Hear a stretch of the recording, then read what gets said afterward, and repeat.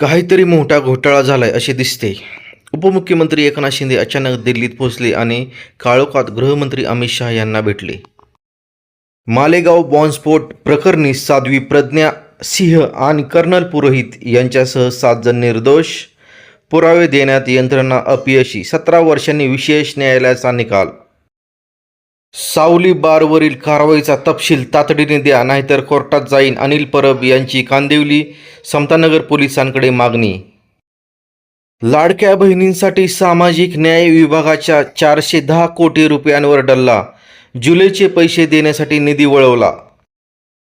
एकनाथ शिंदेंच्या जाचाला कंटाळून काँग्रेसमध्ये जाणार होतास, विसरू नको. शिवसेना नेते राजन विचारे यांचे शिंदे खासदार नरेश म्हस्के यांना जोरदार तडाखे.